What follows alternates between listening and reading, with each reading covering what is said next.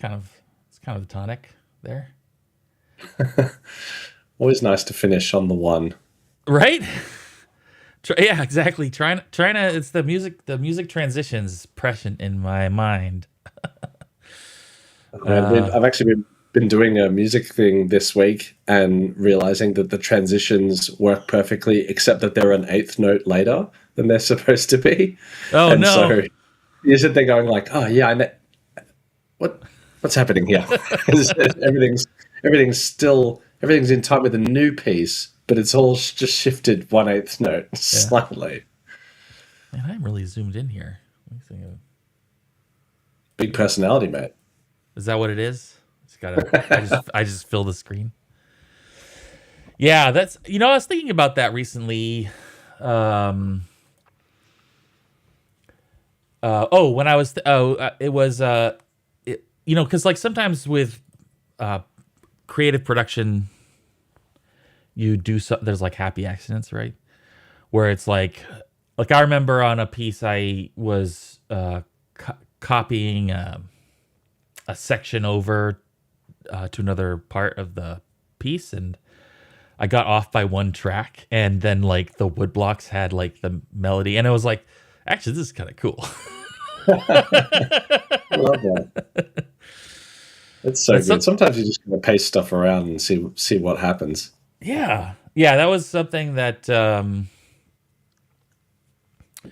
I remember when way back when Aaron was starting to build out effects for the Unreal Audio Engine. This is like, was it late 2016 or early 2017? I don't remember exactly when, but he had started out prototyping it with the Will Perkle stuff, and he implemented a random button, and it was just like, yes, everything was like, oh, this is cool, because it's just the weirdest stuff would come out. Yep. Especially before you sort of like tuned the boundaries of like your parameter space. Just get some wild stuff. I'm working on a modular synth toolkit at the moment that's kind of built around that concept of pressing Nice. random and having it randomly patch and randomly tweak knobs, and like That's cool. half the interface is just, do you want random logic knobs or random audio knobs or random audio cables or random logic cables or random new cables, remove cables, add cables, new modules, whatever. And I'm finding that it's creatively it's just pooping out great sounds Yeah. nonstop, and just got to be recording all the time because there's always Yeah. really interesting tools. Do you have like a seed? Like that's you sometimes you have like randomization, but you do randomization, with like a seed, so you could recall the I don't randomization. actually have a seed in this, and I really probably should. I don't know where I would put it, but because it's specifically, it's not actually in Metasounds or anything. It's a separate audio plugin for a DAW. But I think that would probably be a good You could probably idea for. implement like a random stream. Yeah, that would be cool. Yeah, because then you get the you would do it at any, if you want. It depends on how many seed dimensions you wanted. You can have like one seed for the whole pull.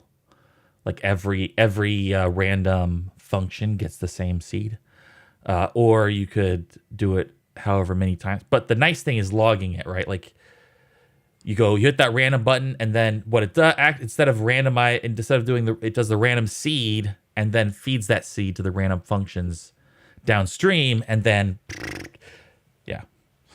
Yeah, I like that I idea. think that's actually, I think, something really useful just in general, like because like randomization can be really powerful design philosophy, I guess, right? And I mean, one of the systems I was using, exactly what you were suggesting, was taking the location of an object as the seed, so that you could use the location, so it could pick a random thing from a yeah, big block of sounds, but always be the same random. So like every microwave that was supposed to make a sound would make the same random sound each yeah, time, which I think is really cool. yeah. That's yeah. We just went right in. This is the thing, you know. Hey everyone, Yeah. you just like jumped right into our conversation. Gotta keep Hey going. everyone, all three people who have never seen the stream before. Hello, welcome to the Tech Audio Chat. This is pretty much what it does. If people ever want to talk tech audio, this is where it happens. Yeah, We've rented the space for the local council, and they've given us permission under the proviso that there's some degree of nonsense, and we've that's right. delivered on that in spades. You got to get it out early. That's it. Yeah, the rest of this is just going to be the driest talk about aliasing. I hope everyone's okay with that. Hey, Steven. Good to see you. Yeah. Speaking of silly, so the like tea place that I pitch every time we do this. The last time I talked about the perennial tea room, I ordered tea and little sugar cubes from them, right? Like you do, little cubes for tea, and they didn't send me any of the sugar cubes. They sent me the tea. The sugar cubes were missing. Okay, and I commented on their because they don't like support or whatever, and I'm that sort of person that doesn't want to talk to a human being. So I just made a comment, hey, you know, on their feedback or whatever. I was like, hey, I'm missing my sugar. Why? You know, we don't have let's do better next time. And then, hey, another Steven. Look at this. We just trade out Stevens. We got one person in the chat right now. So it's Steven. It's Stevens only right now in the chat. Hey, Steven. It could be a Stefan. Yeah, sorry. I'm missing that. Is that, do you prefer, how hard do you like your pH? Yeah, that's on a level of acidic to basic. Are you sort of more of a... Is it just like a breath, or is it like a hard... Just really biting into it. Anyway, so I ordered more stuff because I like their tea. I ordered more tea from them. And this time I was like, you know what I'll do is I'll order 2 bags of sugar from them. Because then they won't. Then it's too obvious, right, to miss it if there's 2. And I got my order, and there was 1 bag of sugar in there. But they have an array problem where it's an off by 1. Just that that's the issue here, is that there's somewhere in the code you've got to order 2 to get 1. But it's weird because are you ordering 1 bag of tea or 2 bags of tea? I'm ordering so it's by the ounce, right? So but I get a few different kinds. So I usually order. I like Assam. They have an Assam. I like an Assam blend. I usually get 8 ounces of that at a time, and then I usually get a couple others. So at large, I'm ordering anywhere between 16 or more ounces. But yeah, and if it isn't off by 1, is it a handful or a bag or a small horse? How much is an ounce? Yeah, an ounce is 8 ounces is like this. It's like a bag like this. Okay. Maybe. Yeah. It's yeah. I mean, it's tea doesn't weigh a lot. That's true. Getting a kilo of tea or something is so much. So getting delivered by a deer. Yeah, that would explain the sugar. They're we gave the sugar. What happened? It's just some really happy deer bringing home sugar cubes to its family. I think that's how deer work. If it is an off by 1, then what happens if I order 0 sugar? Do I get max overflow? I think you just get salt. I think that's what happens there. And it's you should get stack overflow. They should just send you everything. It's they just send you 256 bags of tea or sugar. They're like, I'm sorry, we didn't. People have always just ordered a bag of tea, sugar. It's the only thing that keeps this website working. Yeah. So I might go with another vendor for my sugar. That's bad. But I did respond to them. I said, hey, is there like a sugar tax or something? Like, why is it always one less sugar bag of sugar? It's just the delivery driver is like, one for you and one for me.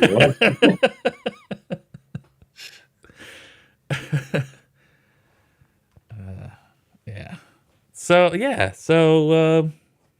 how are things? It's been a while. It's been a while since we did the chat, right? It has been a while, yeah. We've been tucking around. I've been working on a really cool project for my day job and a really cool project for my personal stuff at the moment, which is really cool. That's nice. Obviously.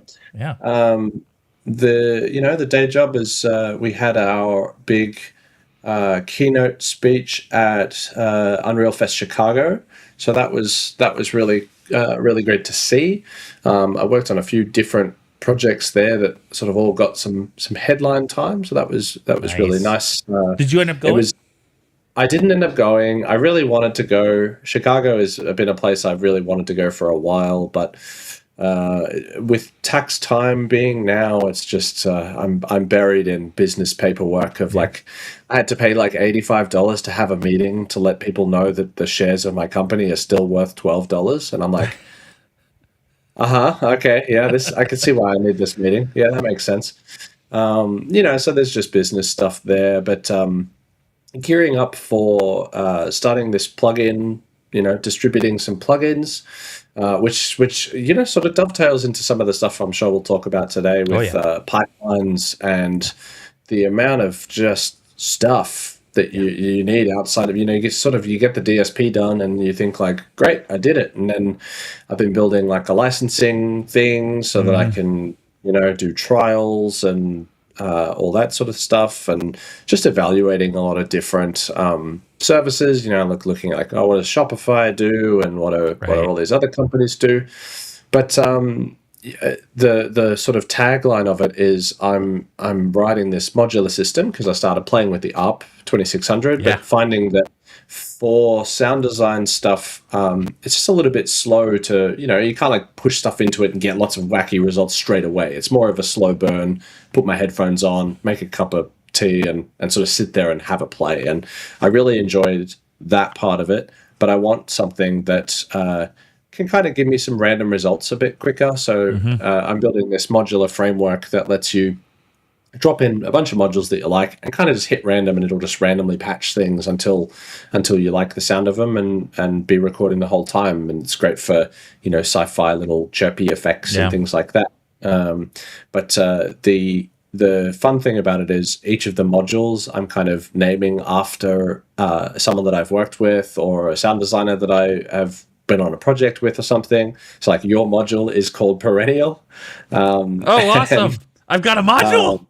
You do have a module. Nice. So I have, I think at the moment I have 64 modules, which is a lot of them are just DSP that has been sitting around on my computer for years and years at this point in like little plugin ideas. Like some of these things are like 7 or 8 years old. So I've just sort of ported them all into a framework to be able to actually ship stuff. And then, I've just been naming them after everybody that I've, know and love and work with, and some people that I've learnt from, some people that have fired me, it's just little stories, little tidbits about all the things that have sort of changed me into the sound designer that I am today, is all these experiences and all the people that I've been lucky enough to share the room with. Because something I noticed when I was working at some studios that have had like the same people working at them for like Epic, same people working for a long time, is one of the things that I think that does, I suppose, rob you of is the chance to get challenged by brand new ideas from different people, or just like institutional, like, well, this is how we do it here kind of knowledge that transfers around studios. And I've been lucky enough to be at a lot of different studios, and I see that the superpower that I have is actually seeing all these things that all eventually shipped and all seemed like good ideas at the time. So it's been cool. I've really enjoyed just sort of reminiscing about all the people that I've worked with and been on podcasts with, or just had like single interactions with that I just really enjoyed. So that's what I've been doing. That's awesome. That's really funny because I feel like I'm kind of on a similar path, which is what I'm going to be talking about tonight. And I think that it sounds like we're like almost on the same page here in terms of, yeah, that's cool. That's it. This was not planned. This was no. This is great. No, I came on to talk about. I've also been building this other thing that I wanted to talk about because I am at a complete roadblock with it, and I need another tech sound designer to bounce off because I'm sure there's a seed of a good idea here somewhere, and I just can't quite find it. And it's really in a very cool space. So this is probably one of the ones I'll talk about later on. I'll sort of demo it. It's this proxy lodding system for sort of grouping and playing types of sounds. Like when you get to a bunch of trees, you play all the trees individually, but when you go away from them, you just play one big blob of tree. So I have this idea that I think is cool, but I'm having some trouble sort of working out where it fits, which I think is a good one to chat to you about. That'd be fun. Yeah. Maybe we can all get together here, even in the chat, come up with some ideas. 2 peas in a podcast. Oh wow, yeah, that's pretty good. That's pretty good. Hey, sound effects guy, and our Stevens. So I guess What are we on? Did we get the small talk done? Are we past that phase, the stage? I don't know. Yeah, I think that'd be awesome. I actually would love to do more of that kind of thing. I am at like the thing that I'm going to be showing is at a certain state, but it's certainly not complete. I might show more of it next week. But yeah. So I guess. How about I'll start and then how big is your bread box? Is it a small bread box or a big bread box? I think my thing. I don't know. We could probably talk about my thing for a while. I think it's a pretty big like paradigm thing, so I'm happy to go second. And then if we end up like finishing it early, I can walk you through the modular synth thing or whatever. That sounds good. Yeah. Okay. Cool. All right. So let me share my screen here. How am I doing this? I haven't done this in a while. It's learning everything all new. Okay. Let's make sure that we don't have. Do you hear yourself if you do the thing? Nope. Sounds cool. Good. So where's it? There. So first of all, if you haven't heard, I released a plugin on Fab. Woo! Yay! And kind of like what you were saying before, you underestimate how much is involved beyond the making of the thing. And that was a really interesting experience for me, because I was like, I had this like plan. I was like, okay, I'm going to dig into my, kind of like you were saying, sort of dig into your backlog and see what I can package together. And in my case, I'm unemployed right now, so I'm looking to sort of expand the different vectors of monetization, I guess you could say. And Fab is one of those, like, it's like, oh, okay, there's a space right there ready to sell my stuff. So I had this vision of like, oh, I'm going to like release a plugin like every other week or something like that. I had like a really ambitious schedule. And then, once I got the plugin done, I was like, oh my God, I have to market this. I have to like put together screenshots and videos and graphics and demonstrations, and I have to like, the storefront has all these requirements and everything has to be packaged in a certain way. And I ended up having, I think I had like my plugin was like rejected like 4 times for like little things. Like I was missing, like a copyright tag on like one of my source files. It's like little things like that are just really easy to overlook.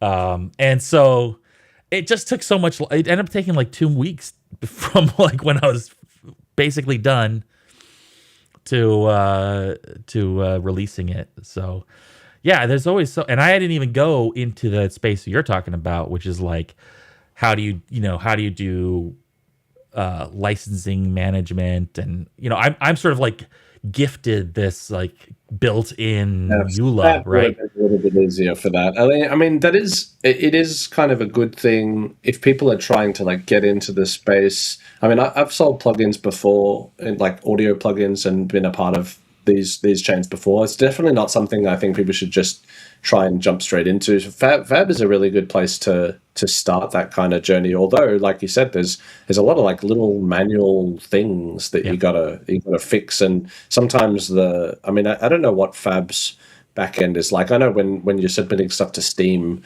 you just get rejected for like the most bizarre thing that you've never understood, and you're just like, oh, this one doesn't have localization in this language because of this character is too big for the tools. And you're like, what the fuck is this? Like, so yeah, I feel that. I mean, that's cool. It's always good to get the first one out. I know that you've distributed stuff in the ecosystem before, but getting the first one out and getting those parts understanding and working together, and like, oh, okay, I need to do this. I'm going to need these assets. Here's my sort of master list of deliverables. Definitely gets easier. Yeah. The Fab backend is pretty simple, to be honest. It's just a single page, and you just sort of I guess it's 2 pages. There's a part of it that is your like the storefront CMS, like the editor for the storefront, where you type in all your stuff. It's very constrained in terms of style and look. Like, you get 4 colors for your text. That's it. Right. and then how many colors do you need? Yeah, exactly. How many colors? They give you yellow, green, and red. Okay. And then just white, or it's like slightly off-white or whatever, ivory or whatever. And then your links are blue. And so then it becomes like, it kind of makes sense if you look at other pages, because then, everyone's trying to like give you like do the pitch, in like the little text box that they have to work in. So it's very limiting in terms of how you can sort of present your visual. It's very focused on the screenshots that you give it, the screen grabs or whatever, the beauty shots. And that's kind of where you can do your fancy stuff, because you can put text on there and, whatever. Then it's hard as well. Audio, it is one of the most challenging things about storefronts, is that audio doesn't look like anything. You're trying to convey what transient shaping is. It's like, well, I can do it sort of a line, and I can do another line, and maybe there's some marketing doodads I can do, but it's never going to sell as well as, here's this beautiful Egyptian temple I built. In fact, some of it was like the source effects and submix effects. Like, how do I show those? So I'm like just putting up the parameter, like the editor. I'm gonna make it diagonal or something. Oh man, I distributed back in the day, like maybe like not that long ago, maybe like 5 years ago. I was working a lot in Unity before I was in Unreal, and one of the plugins, I thought I'd try shipping a plugin on the Unity asset store. And I just tried to make something that I found was useful, which was like a volume profiling tool for the audio clips that were inside Unity, because if like the games that I was working on were like quite large, lots of dialogue, lots of open world sort of stuff. They were pretty big for Unity games, and we also had this trading card game that had like 1,000 cards, and I was like, I want to do a unique sound for every single card and all Yeah. that. Just great ideas, and standardization was a big part of it. That the Unity doesn't have native stuff. I mean, Unreal doesn't really have it in some respects as well. So it's something that's not necessarily handled by the engine. It's usually in another middleware or like a voice, like Oasis or something. But the system I made was this profiling tool, which would allow you to sort of see the volume levels of audio clips. Try putting fucking beauty shots of that on an asset. It's just like, check out this spreadsheet. That's the whole tool. It's just a cool looking, and it just doesn't look cool. It looks like a spreadsheet. Did you visualize the spreadsheet, or did you spit out like a CSV, like open up in Excel or something? I did visualize the spreadsheet. So, I think I don't even think I did that cool, like diagonal sort of shots or like put it on like a laptop in a Starbucks sort of visualization or something like that. I just did nothing. Here's a screenshot of what it is. I think like you sort of click something, so one of the rows is highlighted, and you're like, so I don't think that one's selling that well, but it did sell. I think I sold like maybe like 5 or 6 copies, and I was really happy with it. And I was like, yeah, man, I sold something online. Well, and that's, I think those marketplaces, like the broad demographic for those marketplaces is like amateur hobbyists who sort of aspire to make the game or just fiddle around with game engines.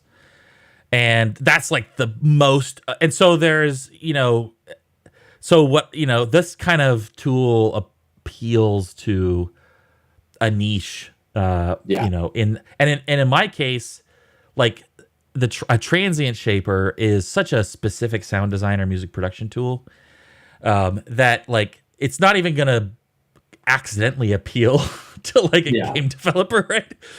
Like some generalist. And so it's like, first of all, it's on Fab, which means it's not available anywhere else. And then so it's only those people on Fab, people shopping on Fab, which most sound designers aren't shopping on Fab, they're selling on Fab.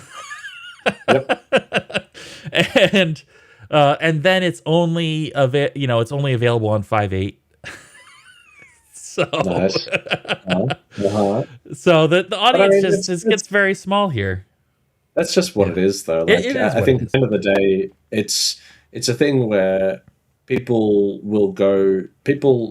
search for it, they'll find it through this means or other means, and they'll get it or they don't get it, or you do this media about it, we talk about it, you send it around. It's like, if I need a transient shaper, I know where to look now. So it feels like one of those things where I don't think anybody's in tech audio to like try and be a great e-shop. You know what I mean? We're just trying to make something that's useful for someone else. And if more people did make useful stuff instead of just like AI art asset packs that went on Fab, then it would be easier to do that. But I think the other thing is that tech audio people are also so inquisitive that they're just as likely to go and try and make one themselves. And then if they give up and they can't make it, or they just, they do enough that they're like, oh, this is more complicated than I thought it was going to be. Now I'll look up what I could get instead of spend another month on it, Yeah. So that's actually a really good point. Like, it's not like it's the sound designer who is not going to make their own. Yep. And I did a transient shaper. This is actually based off of the prototype that I made in Metasounds, which I did a video on. I don't remember exactly where I did it. I have it somewhere on my YouTube. You'll have to watch all the videos to find it. Go through them one by one. You never know where it's going to come up. That video was actually really cool. It's a great way. If people, maybe let's, thank you.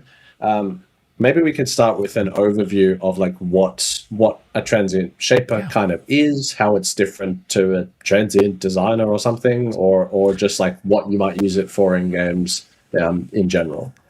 Yeah, that's a great. It's actually let me bring up MS Paint. We're gonna have Dan draw only. Well, I guess it's funny because sometimes you get so deep into these concepts that you think like, oh, everyone uses this, everyone knows how to do it, and then it's like, I mean, I had a hilarious, not hilarious, it was okay, it was mildly entertaining interaction the other day where I was talking about I think it's called a lissajou. I don't know what if that's the right pronunciation of it. But it's a stereoscope, right? So it's like a phase meter, which, there's a -1 on one side, there's a 0 in the middle, and there's a +1 on the other side, and it compares a stereo source for how similar like the cones are moving on each of the sources. So if they're at +1, it's mono because they're doing the same thing. If it's -1, and I was explaining this, we're doing these quad ammeters, we should use a stereoscope, try and work out how in phase they are.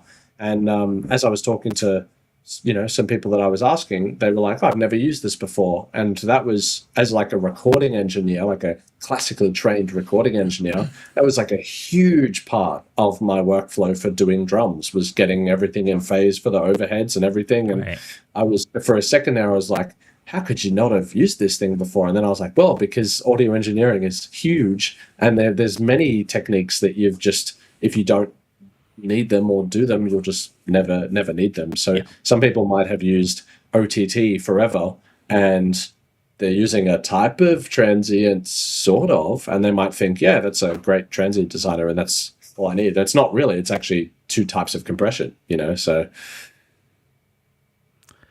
And also the state of audio tools right now, for better or worse, probably for better, is that you don't actually need to even know what it does. No. You can load in a plugin.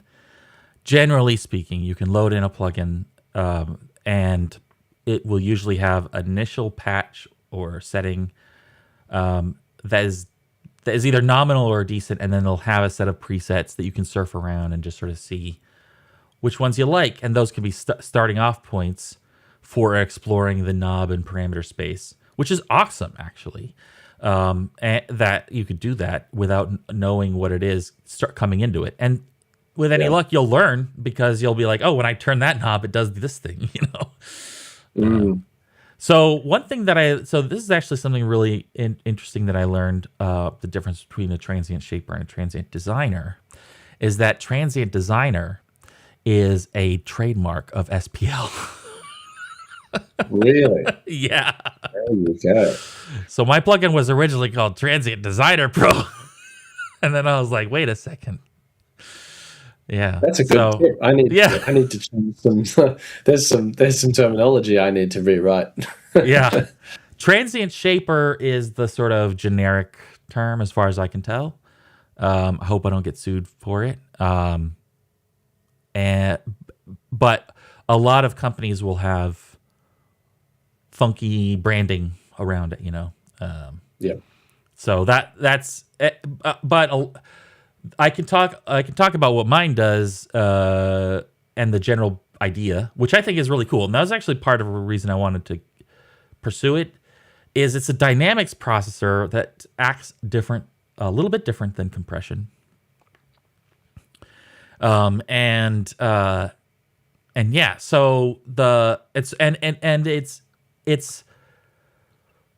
it's always a tool that is, I don't know, just slept on really easily.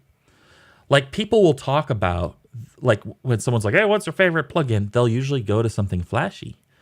But almost everyone will use some kind of, transient shaper. Well, I guess maybe not everyone, but a lot of sound designers, a lot of music producers will use transient shapers in some way or another. And so I think that it's one of those things that it's just like, it's kind of utility in a lot of people's minds, and sort of slips under the radar when people talk about like their top sound design plugins. So I felt like this is something that can really transform the sound of your source material pretty dramatically.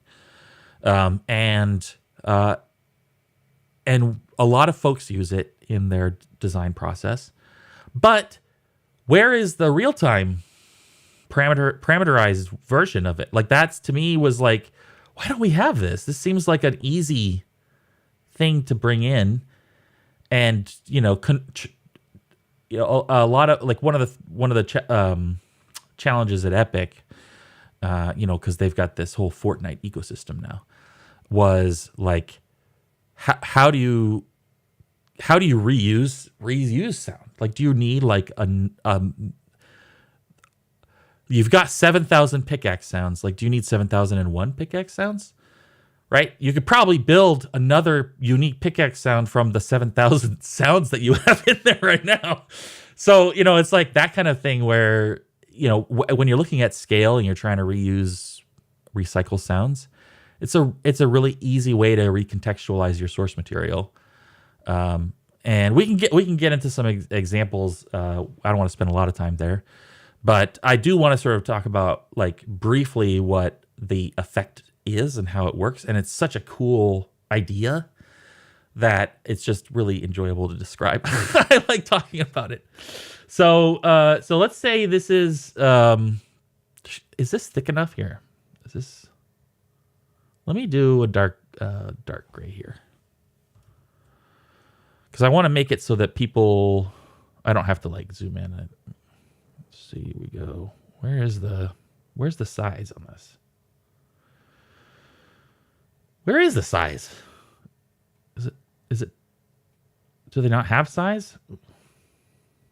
I feel like I stopped understanding Microsoft Paint a long time ago, and now all my directions are always in Miro, because at least it has the options. Yeah. Well, I'm stuck now.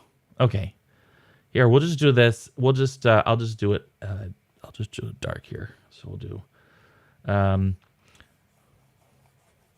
This squiggle represents an audio waveform. Is that visible? Yeah. Yeah. Yeah. So the way that transient, what's cool about a transient shaper is it's a modulator. It's an amp. It's a modulator like a compressor or an expander. It's a modulator that is shaped around the source signal. And the way that it works is for you basically have this thing that exposes either the attack or sustain of a sound, and it does so by comparing two envelope followers. So imagine, let's say we're going to isolate the attack of our signal. So imagine you have a fast reactive or responsive envelope that has like maybe a fast attack and maybe a medium fast release. And so you get this. Is that showing up, man? Maybe I should pick another brush. What is this? Natural pencil. The paint got fancy. What is this? That's all out. Oh, this is the size tool. Okay, sorry. I should have just opened Photoshop. Okay, so here's the fast envelope. We'll go like that, right? An envelope follower is trying to follow the contour of your signal. And then let's say we have another envelope follower, but it has a slower attack, and maybe the same release as the original one. And so what's going to happen is when you get this sort of impulse coming in of a sound, a fast rise in the signal, one is going to respond faster than the other, and what you get is this sort of difference between the two. So what we've done here is we've identified, if we were to take the blue one, sorry, it's color for people who can't see color. If we were to take the blue contour and subtract the value of the red contour, then our result might look like, let's say this is our sort of zero line of our modulator signal. The result might look like this. Like that, right? And so we can take this result and apply it as a gain modulator on our original input signal. And so what we've done here is we've isolated the attack region of our sound, and we can reapply the gain to the signal with no latency if you want to, and that will basically give you a volume knob that modulates this section of the signal, and it emphasizes the crest part here. And so that's like the gist of it. Now, if for the let's go backward here. Thank you for transactional undo. So if we were to do the same thing, but instead of comparing a fast and slow attack, we compare a fast and slow release, that gives us the sustain portion of the sound. So if we have, let's say, a moderate, a medium speed, and then a fast release, medium, and then fast, and then have a medium attack, but then a slow release, medium attack, slow release. Then we take in this case, we invert it. We take the slow one and subtract the fast one, and we get a modulation signal that starts to emphasize the sustained portion of the sound. This allows us to isolate parts of our amplitude contours and then modulate them in really interesting ways. And so one of the demos that I've just never gotten around to setting up that I would love to see, and I actually ended up cooking up my my Xbox controller to start working on it, is you can imagine a footstep with a click on the front of it, and then modulating the attack of the footstep based on the speed of the character. So if they're going slow, you just get more of a shuffle, soft attack, and then you go faster. Anyway, I'm not going to set that demo up tonight, but I just, what I want to sort of put out there, which is why I made it, is the possibility space of using this in a real-time parameterized context. Like, it's very powerful as an offline tool, as just the part of the design process. But yeah, I thought it would be fun to see that in action. I think you're right. I mean, people have beautifully broken down, Dan, that such a clear explanation of how to look at this problem. And I think, not problem, just this tool, really.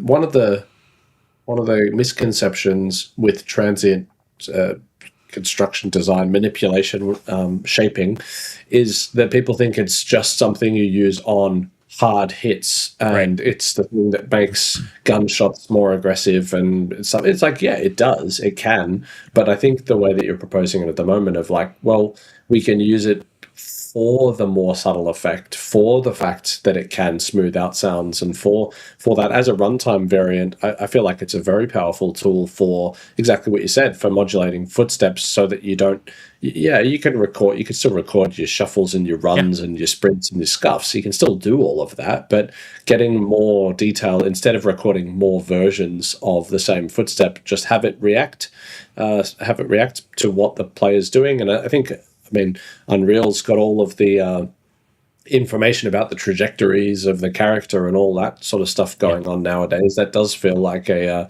very powerful way to use things. I think I also want to echo that sentiment of, we can use these things for purposes outside of just making guns more poppy and turning up the attack of punches, Yeah. Yeah, absolutely. Yeah, it's one of the things that I guess actually call back to Sweet Justice and Sweet Tech. What because Gustav worked on the guns for Lyra.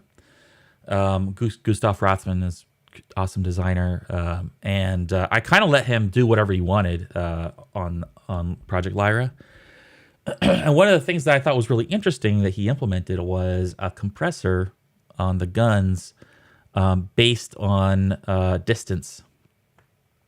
And you can use a transient designer in a very similar way. And in some ways, it's going to give you a little bit more access to the tail at the tail and onset relationship than even the compressor will. And so I think it's that's a great use case. Yeah, guns, but also how much of the tail do you hear based on your distance is something you could do, right? And yeah, so just sort of recontextualizing the sound source in different, environmental contexts or game state contexts. I don't know. I feel like there's a lot of potential there. And I was sad that there literally wasn't any on the marketplace already, which was actually kind of surprised me. Or maybe this shouldn't surprise me. I don't know. I don't know. I mean, it's Fab is still feels quite new, I suppose, in terms of where it is, and I don't know what the audio side of it is. I know that we tried, we did some Fab. I don't know if it was Fab or if it was just whatever the store was before.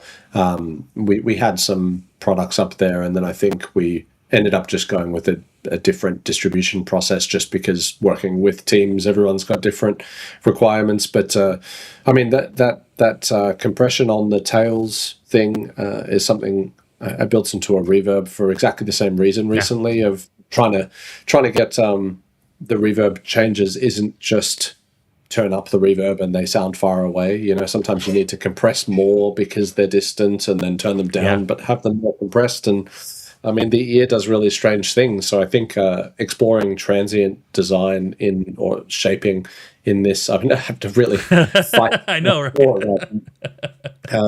Exploring transient shaping in this way feels like a really powerful, a very definitely underutilized tool. I know that I'm probably going to have a play with this on some of our Foley at least, and then there's other stuff we can use it for. But Foley is a good example here. Yeah.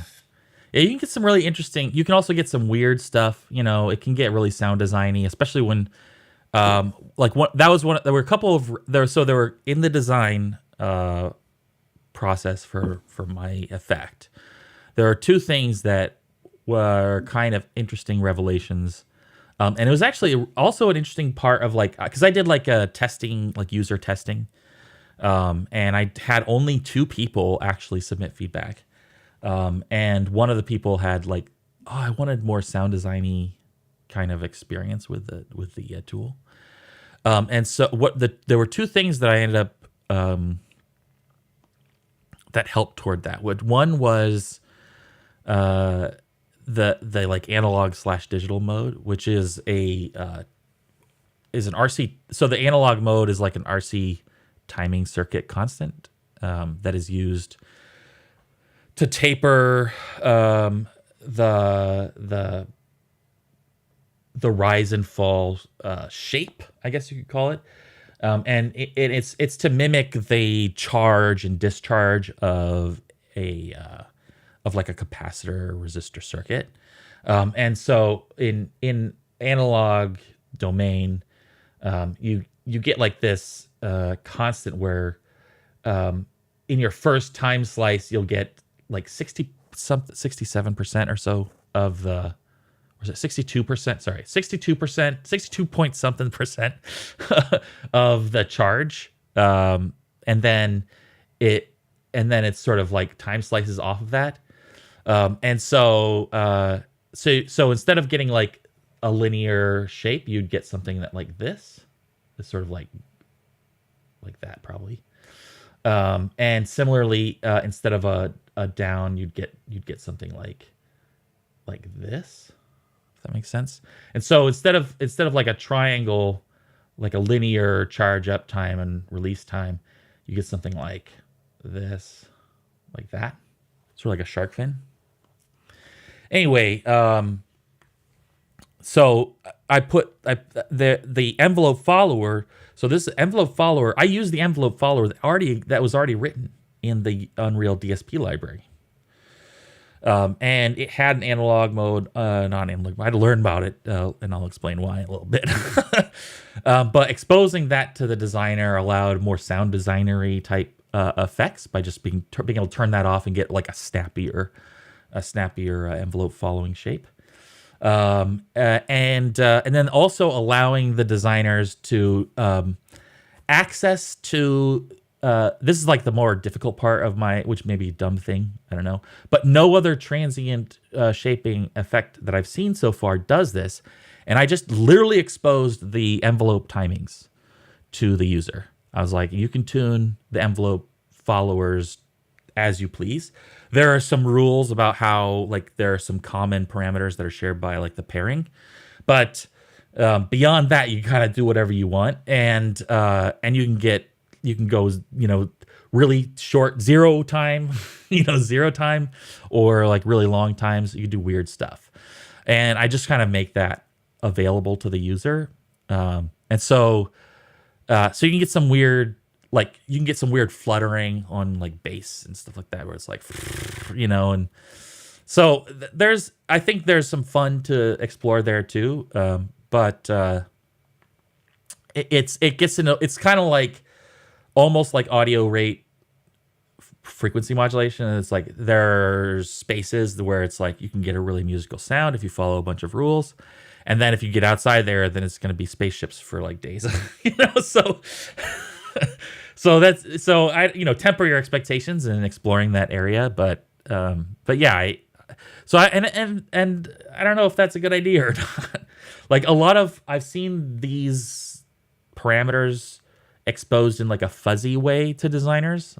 Like I've seen focus or different kinds of stuff like that, where they give like a single parameter that lets you sort of tune the behavior of the envelope followers underneath the hood.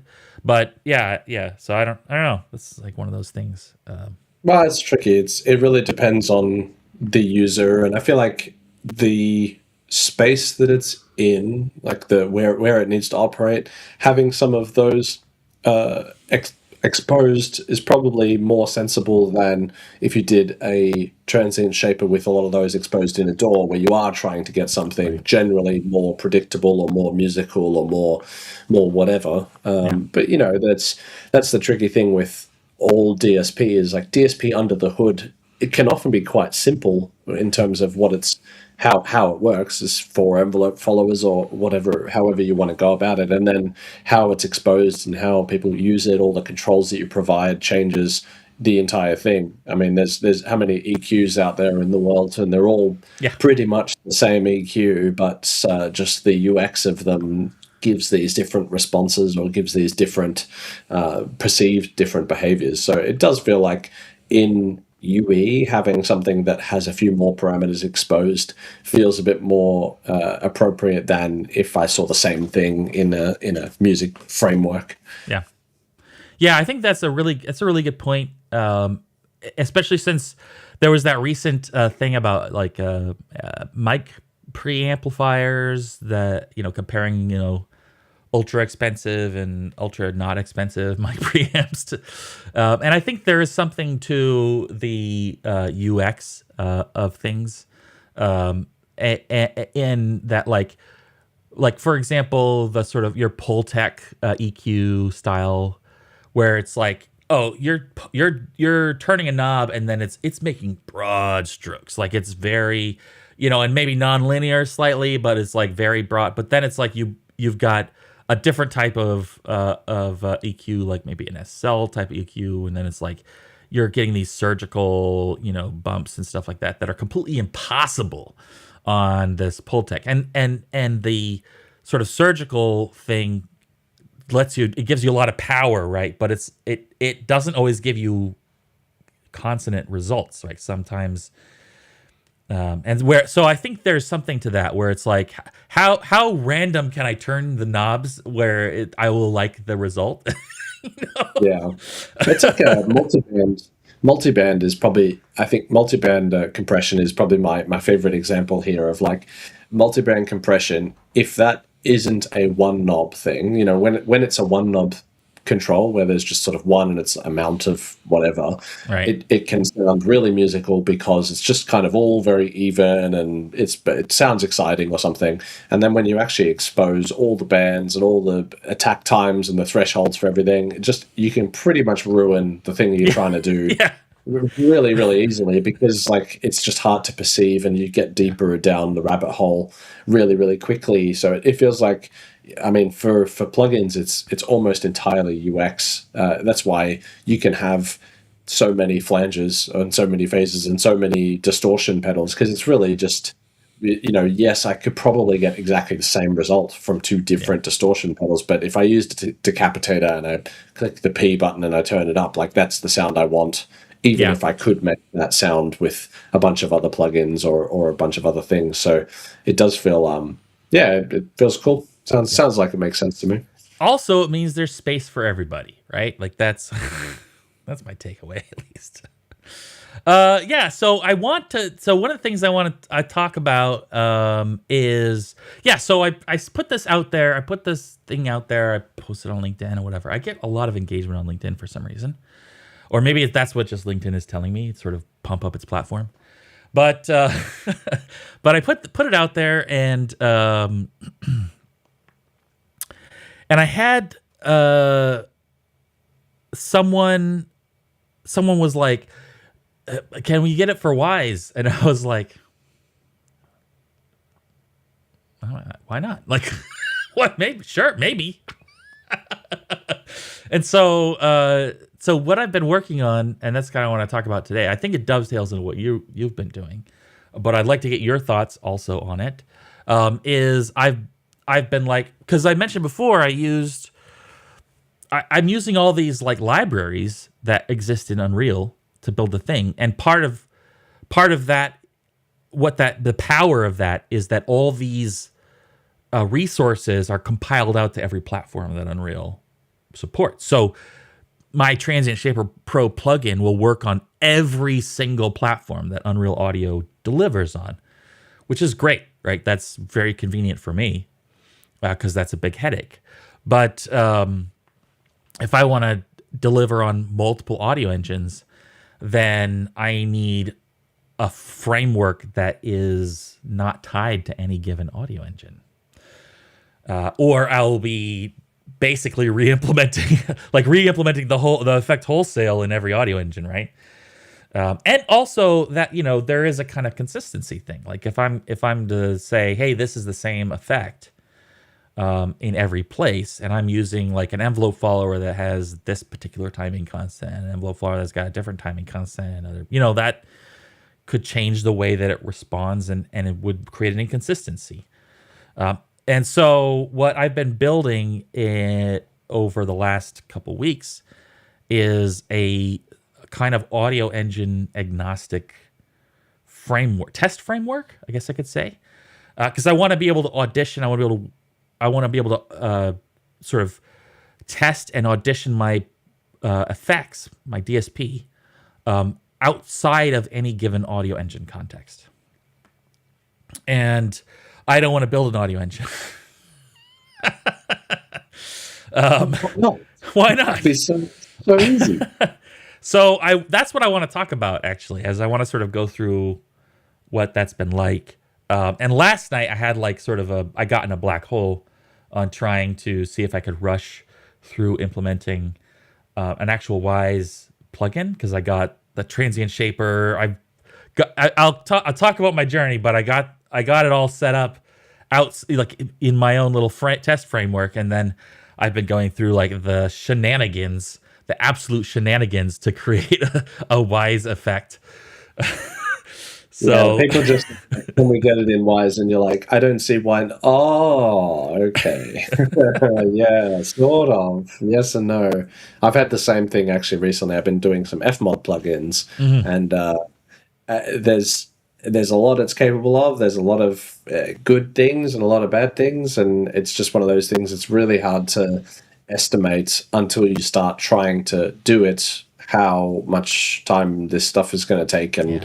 what's going to translate, what's not. Like one of the problems I have in Fmod stuff is like you can't do custom UI for the plugins, so Yeah, you just stuck interesting. with just knobs, which means that like if you want to express macros, you've got to do them as knobs, which is really challenging to try and do like an EQ with only knobs. Right. But yeah, I mean it's good. I think Wise plugins, if people have never made Wise plugins, they are doable. You can make them. The downside of testing any of these things is not having the thing that probably scares me with them is not having the consoles and platforms Yeah. to run. You know, I don't have a Series X dev kit lying around that I can actually run them on. So that's a test framework of. I'm assuming you're doing like some sort of headless DLL or something Yep. for these things. But that sounds like you're trending in the right direction. I mean, Unreal. That's not to say that people shouldn't make plugins that are based on Unreal. That's totally fine as well. It's just a different approach. Like at some point, you've got to pick what type of cake you're making, you Yeah. know. And this is just a type of cake is doing them in their own library and doing that. And there's nothing against if you decided to make it entirely in Wise and not do this stuff and Yeah. only have it work in Wise. So sounds cool. Yeah, I'm with you on that. I have a little bit of paranoia around like is it even possible for me to get this running for someone else on some X platform or whatever, and like what parts of the compilation results, like actually even just small ones, like for example I'm working on PC, right? And so like how do I do a Mac build? Like do I have to buy a Mac? Yep. I know Apple wants me to buy a Mac. I just got my notarization working on Mac, and the next day the battery swelled in my laptop, Oh my and God. I need to buy a new thing. But I don't even think it's pushed up to GitHub the thing that I've like got working, and now I can't turn my laptop on. And I'm like, it happened a day after they raised their prices 25% because of the new financial year. And I was like, that sounds about right. I was thinking about getting a Mac Mini just to do the compilation, but yeah, I don't know. That's the way I would suggest. Mac Minis are really, really good. I've got one. I'm going to borrow my wife's one for the compilations, but yep, there's no way to make them on Windows as far as I'm aware. So let me share some. Whoa, hello. What have you done, Ryder? What? Hold on a second. I have two different screens of different sizes and dimension. Okay. So I think So I would like to show my processor, so you can kind of see what the sort of bare bones of it are. This is the project for the Transient Shaper Pro. I don't think we can. Oh yeah, sorry. Yeah. Here we go. Does that look good? Yeah. So this is the plugin in its entirety. I've got different modules. These are because like if someone doesn't have the experimental Metasound plugin activated, then I sort of hide this Metasound. But yeah, I can look at the bare bones here. And actually, if you wanted to get into working with Unreal DSP, Metasounds are not like the easiest path in. Actually, source effects or submix effects, source effects actually are probably the easiest pathway in if you want to do an effect. And then the synth component. And the reason is because if you go through the add C++ class wizard in Unreal, it will actually generate template of that type of thing. So if it's a source effect, it'll generate like a gain effect, like a volume effect. And you'll get to see like the whole thing. And then it's just like, then you're just like adding parameters and doing your processing. So it's dead simple.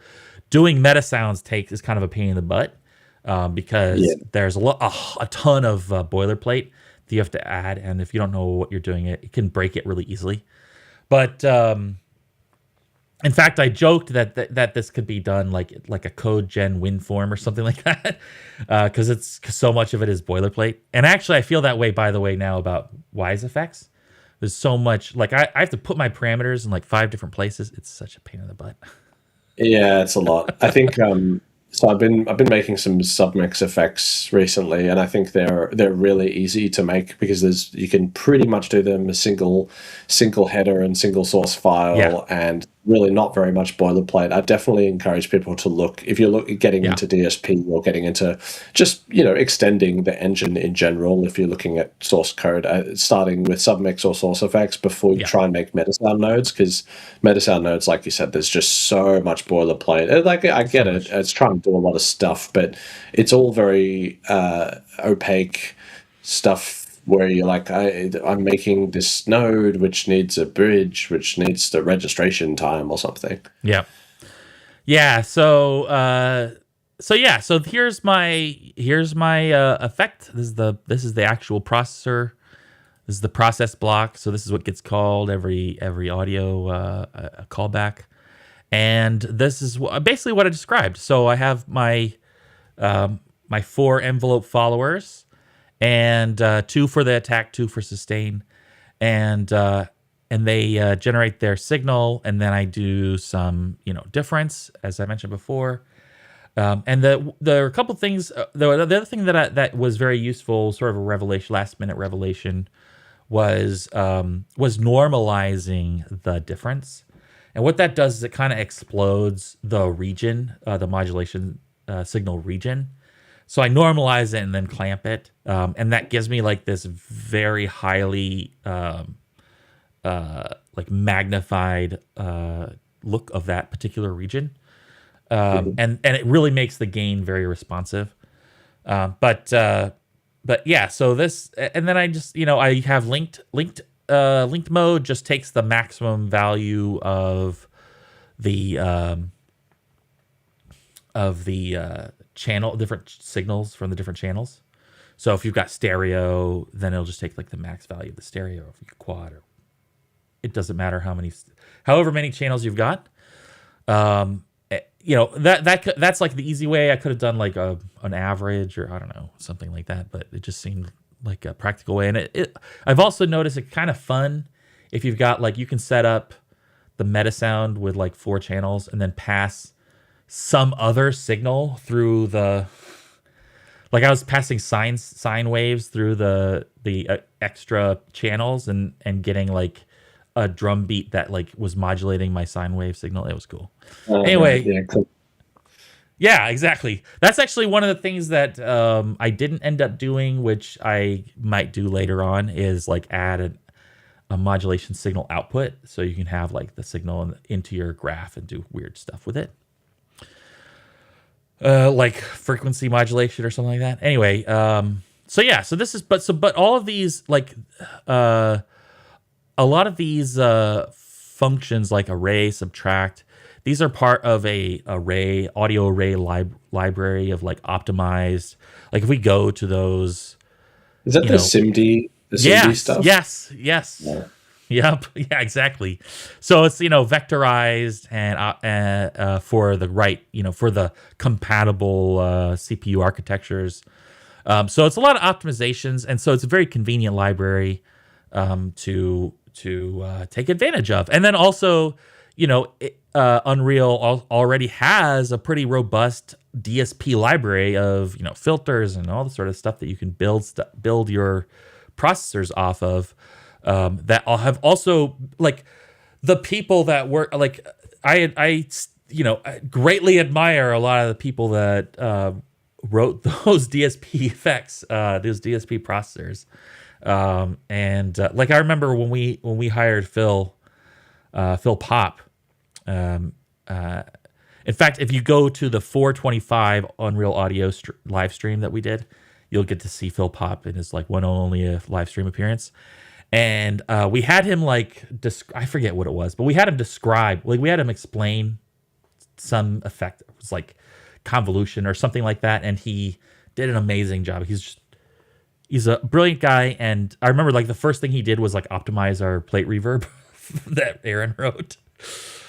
So, you know, it's just like there's a lot of experience that went into building this library. So it's very convenient and kind of daunting to try to recreate. And yeah.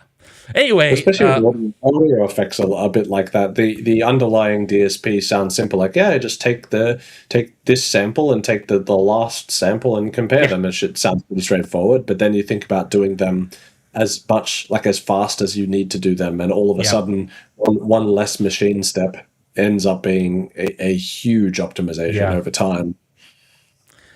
Yeah, so you're not going to see any of that tonight. You're not going to see any of that tonight, at least not with my presentation. But that was sort of, you know, where I started. I want to kind of give that where I started. And so also naming things is really important when you start a project. You got to name things. And so I am naming my stuff Smart. That's what I'm naming my stuff. Yeah. And it's a little bit of an inside joke that no one out now people are learning. When I was at Epic, I would try to name stuff, and I would sometimes give goofy names, or sometimes I give a name that I think is serious and other people take as goofy. Anyway, so mine is called Sound Module and Render Technology. That's Smart. Smart. And it's not a replacement for being wise. It's just getting smart. Anyway, I'm going to play around with that branding. Like it. It'd be better if the Smart. No, actually, I think it's better that the Smart doesn't have another S in front of it. Yeah, S Smart? No. I think that might be a place. Anyway, so the first thing, so I'm like, okay, now I need to build a framework that is completely separated, untangled from Unreal. And I learned I knew that I wanted like a test framework. I'd be able to audition stuff. That's one of the hard parts. You could write code all day long, but if you can't audition it, it's like finicky, right? And when you're trying to write real-time effects, you want something where you can do real-time auditioning and parameter manipulation, all that sort of stuff. If you're just writing like a general processor, you're not expecting to automate any of the parameters, then you could just do like a file render, right? Like you could just process a file. Yeah. Anyway, so I got some tips, and I put links to all the stuff I'm going to talk about in the video description, but I'm using an existing minimalist audio engine called Mini Audio, and it's a single header audio engine, which is kind of amazing. And it handles basic voice and file decoding. And so I'm using that as the sort of render of my like test framework. And then I am using IM GUI for just like parameter interaction. And so it's like the basics, right? And then right now I'm using a library called Array Math to sort of, because it's like a portable array processing library with some SIMD implementation. But I may switch over to or at least explore switching over to Google Highway. So I've put links to all of these libraries in the chat description if you want to check them out on your own. But yeah, so the first thing that I started doing was building out like a audio buffer class. And because that's one of the convenience things. That was one of the things that I miss from Unreal is like having like a buffer concept, like a class that is a buffer, where it has things like channels and etc. Anyway, in this case, an aligned buffer versus an interleaved buffer. So in Unreal, you have, this is a problem with audio in general, is that some audio is interleaved, some audio is not, and that's where your channel organization is either like interleaved. In other words, like if you were to look at sample by sample, it'd be like left, right, left, right, left, right, or it'd be like all left and then all right. Mm-hmm. So aligned buffer means all left and then all right, which means you have these sort of starting points in your arrays where it's like the left buffer starts at this index and the right buffer starts at this other index. And so and I knew that I wanted to be able to handle multi-channel processing. That was one of the things that I ran into, right, is I added channel linking in my processor. So if I wanted to recreate that effect, I'd have to have like an analysis stage with my envelope followers that could compare signals. So I have this, library, and then I've got this, I have this buffer class, and then I have, that was the other thing that I really liked from Unreal is the T-array view, which is such a handy way of grabbing either like a chunk of an array or just passing the pointers of an array around in like a very nicely tidy packaged way. And so I have a storage version and a view version of my like aligned audio buffer class. And this has been a really interesting experience because I've spent 10 years working in Unreal's sort of object hierarchy and coding standards. So my style is kind of all over the place right now. I'm still trying to, get into like a more common style. And also I haven't used standard library in like a really long time. So it's actually been part of me doing this, by the way, is wanting to get back into more general programming skill building. So yeah, this has been a really interesting process. And so then I have a bunch of wrapper functions. Well, I wrap around the array math stuff whenever it's possible. Array math doesn't have everything. And so sometimes I just implement stuff on my own. Just looping through it like a bum. But yeah, so I have this sort of growing buffer operation library is what I call it, buffer ops. Other stuff you might see, these numerical constants. They have in Unreal, they have kinda small number, which is used when doing like float comparison and all this sort of stuff. Anyway, I decided that I would slightly change my my constants nomenclature with mostly small number. But yeah, that's again, naming stuff gets really important. And I've started to build out like here's one function in my utilities library, which is a decibel to linear conversion. And then I have my envelope follower class, so I had to recreate this, and I actually can't see me. Let me see. I actually started with the Will Perkle book, which will take you a little bit of the ways. This was where I had to do like wrap my head around. I lost David. Oh, he's back. There you go. There we go. Sorry about that. That's cool. This is where I had to wrap my head around that RC timing constant thing. That was like, the hell?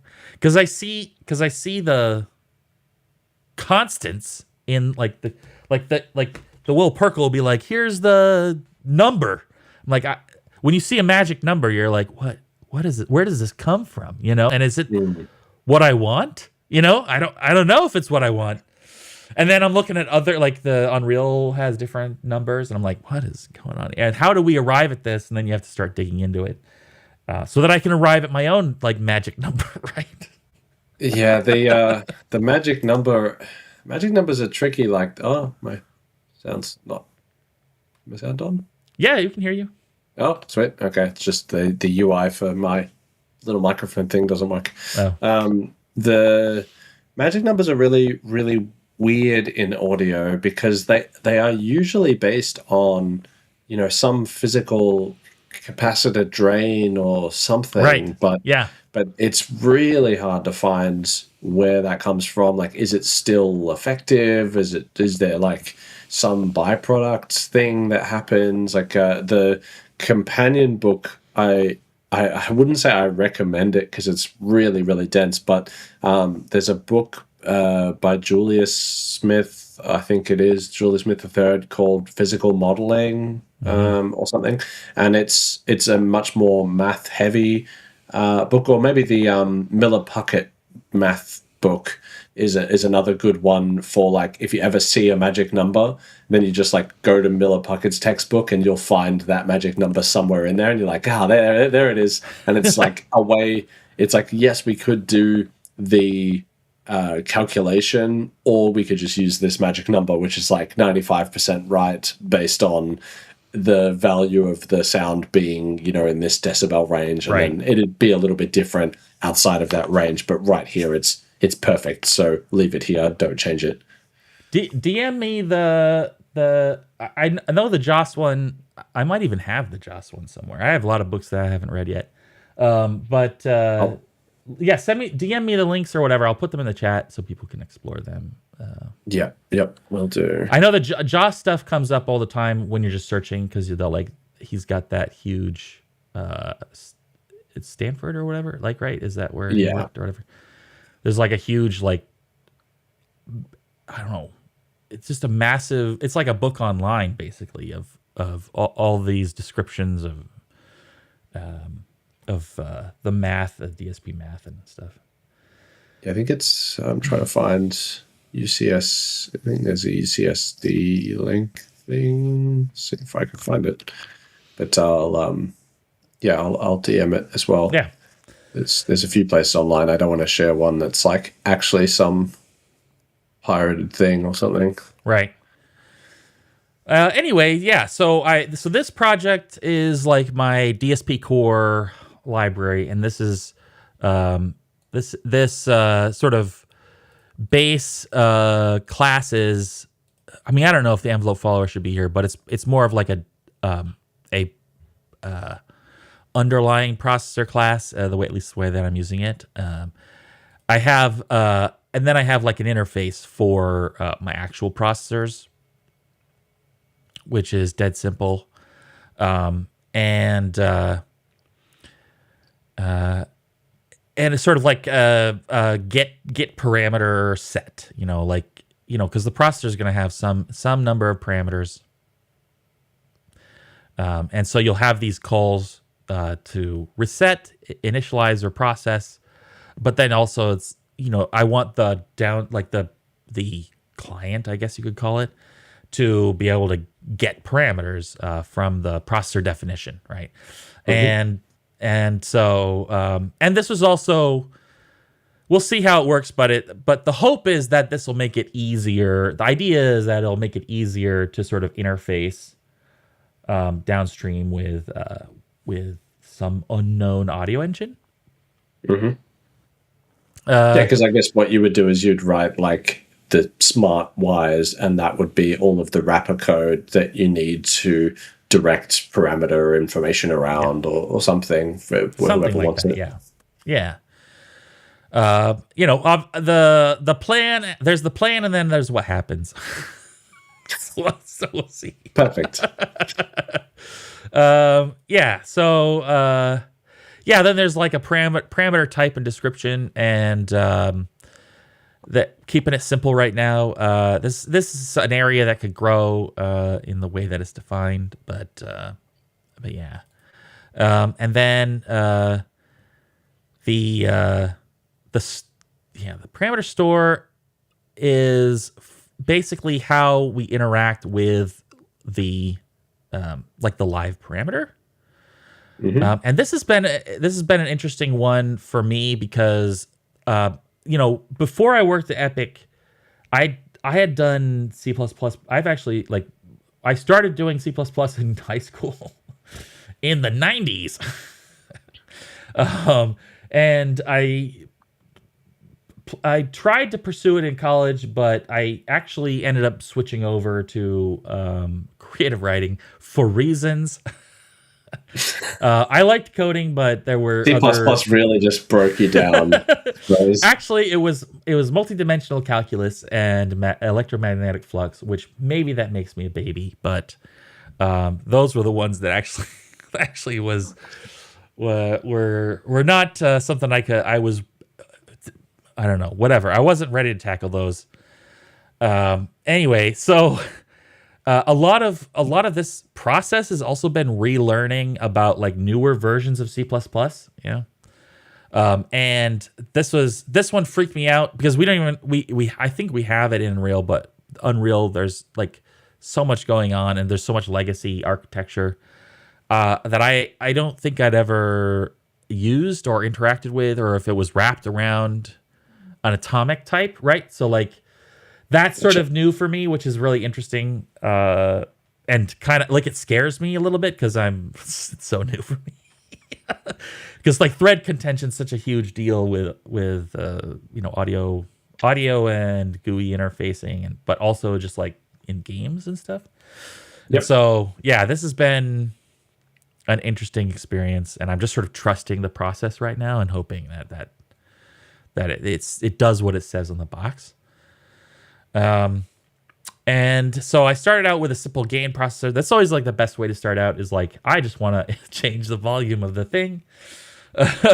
So these are my effects. I've got a gain processor and I've got the transient shaper, which was what I basically worked on this week.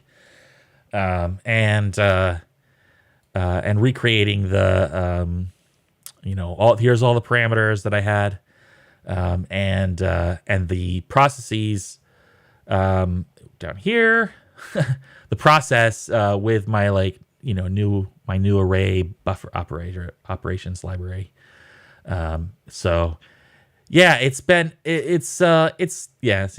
there's like, this is I had that normalization, but it was done like in a single loop. And now I have it split out into different operations. My hope is that later on I can optimize these, vectorize them in such a way so that they'll actually be better than the Unreal version. Anyway, there's a lot of that to do is big. It's big to do. But yeah, so this is basically recreating it in this library. And yeah, I've got like a CMake. I've got a CMake to generate little libs. Hold on a second. Where we got libraries? Where I've got all this stuff. Okay. Oh, so here's. Whoops. Here's. I did it again. The thing. Sorry, it says multiple monitors. It's because I changed the screen resolution for the stream. But yeah, so here's my test application, which is called Smart Bench. I actually don't like that name. The smart part is cool, but yeah. So here's the main loop, and I have it's just a branch, and because I have 3 different use cases that this is handling. One is the thing that I mentioned before, where I have like I am GUI and I can load up do a real-time audition of the effect. One is the like first pass, which is just like, let's render a file, kind of like what I said before, which is like the least effort kind of approach. And then one is a sort of test analysis. So I have a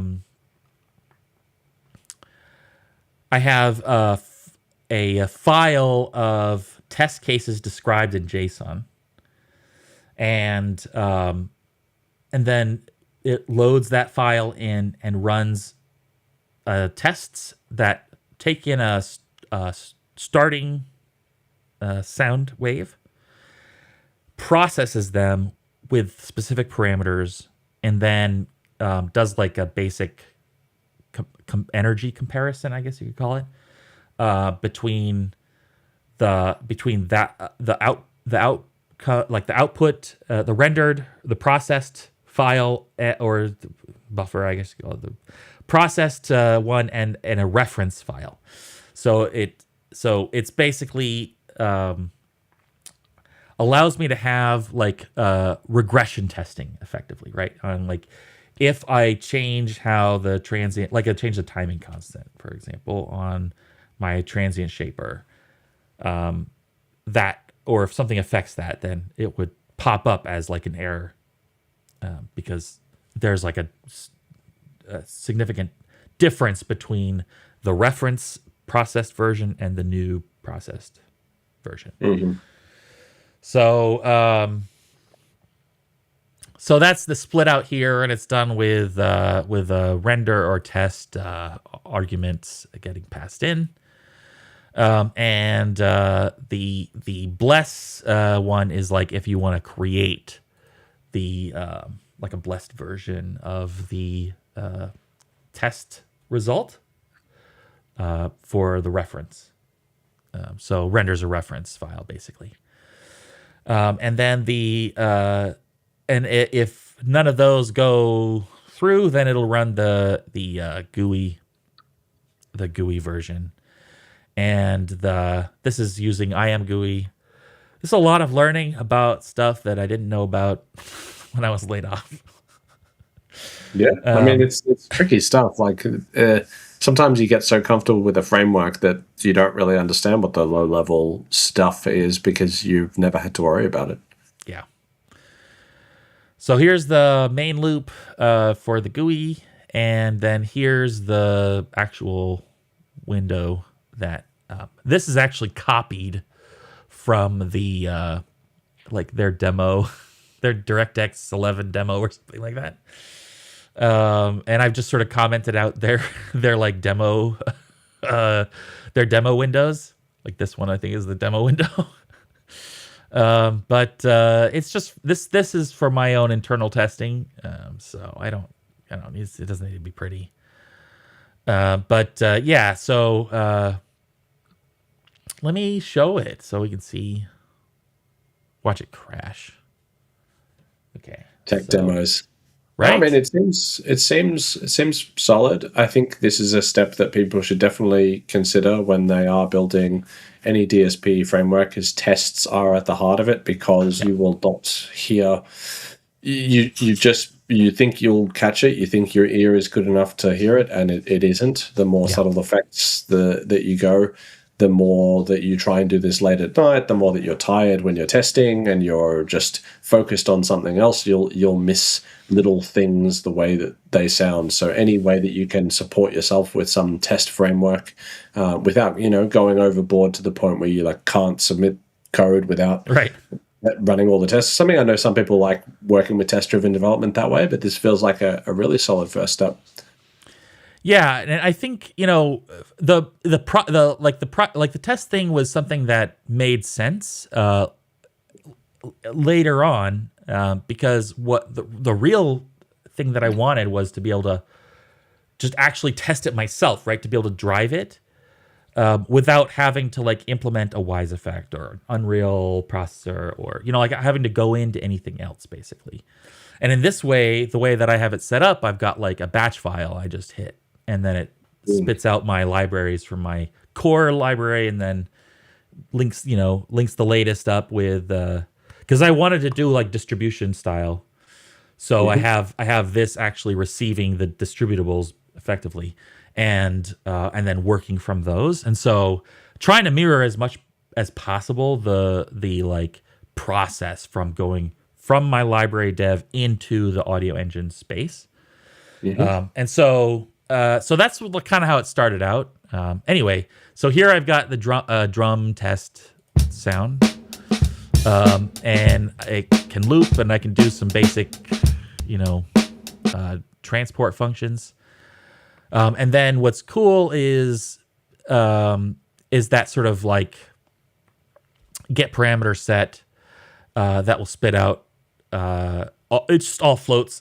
Sort of treat everything as floats right now, but it'll sort of auto generate this UI from that set, and get the names and the default values and all that sort of stuff that you want, and even this gain processor is using my my array libraries. So I've got this sort of core layer of functions that I call that allow me to, in this case, wrap this array math library or my own functions. But later on, I might swap out for a more robust sort of SIMD implementation, a vectorization implementation. That's why I mentioned Google Highway. That's one of the ones that I found that looks really intriguing. I haven't done anything with it yet, but I'm sort of curious about it. And here's the transient shaper working, and there's like all the parameters that you get, but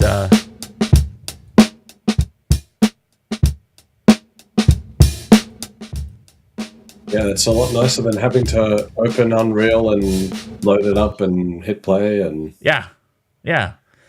So I thought this was it could be an interesting topic because it's like, you have to build a kind of like, there's a lot to build this sort of infrastructure to have this going, and it's been a lot of sort of consuming me over the last couple weeks, and I'm really happy. I'm really excited about this progress so far, and that's why I'm like, okay, next is the Wwise. Let's do it. Let's do this Wwise plugin. Let's see how that works. And it's, like I said before, it's a way for me to test. Did I actually implement this transient shape? Does it sound like the one in Unreal?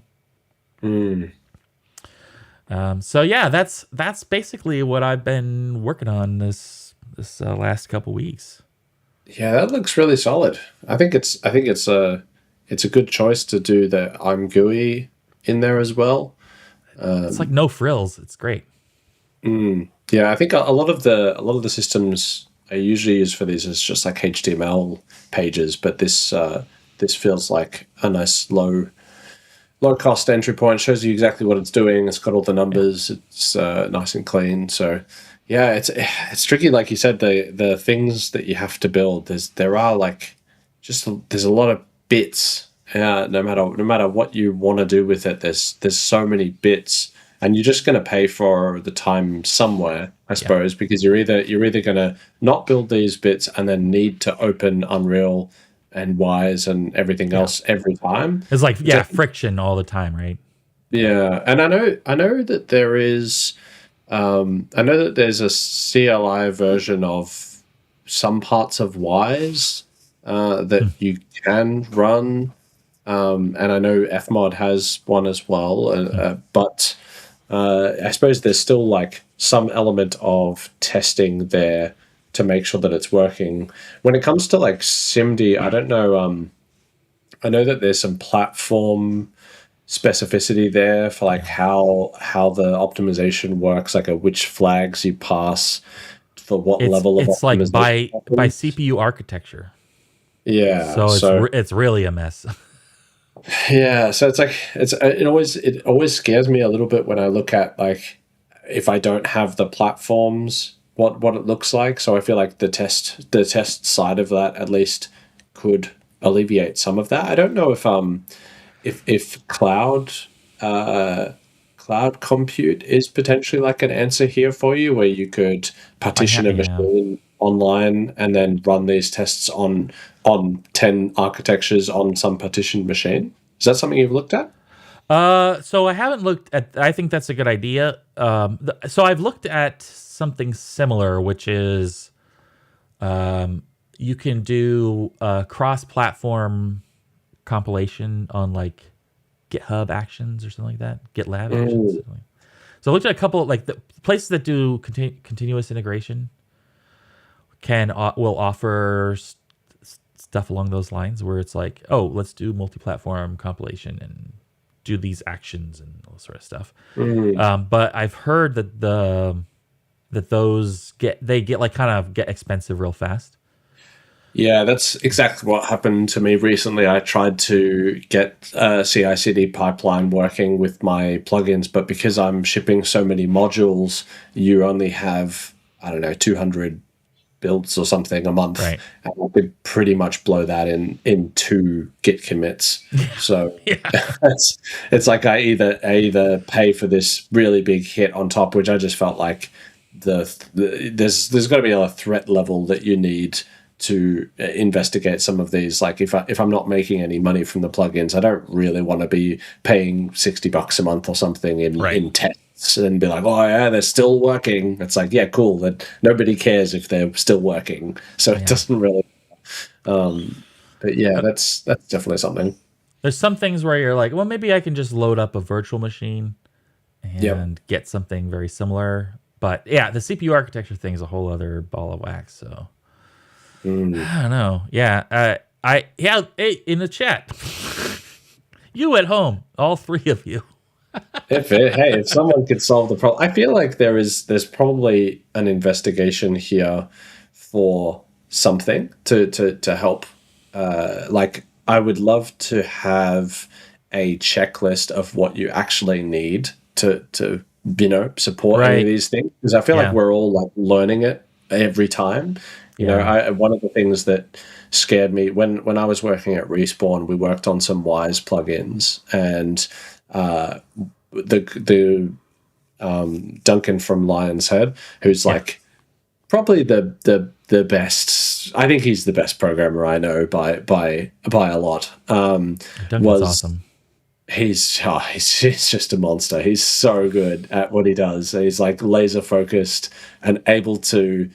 I don't know. He's able to just see into the future. I swear to God, it's crazy. But one of the things that he did was this Wwise plugin, and he really instilled the need to test it on multiple architectures and multiple platforms, because even the code that he was writing that was instantly, it's like production code comes out of his fingertips. It's pretty crazy. But he even he had just differences in the way that the thing that he was making was working on. I don't know if it was PS5 or if it was. I'm not sure what platforms it was, and it wasn't like the platforms being the problem or something. It was more just that they were different, and it. I don't know. I feel like one of those.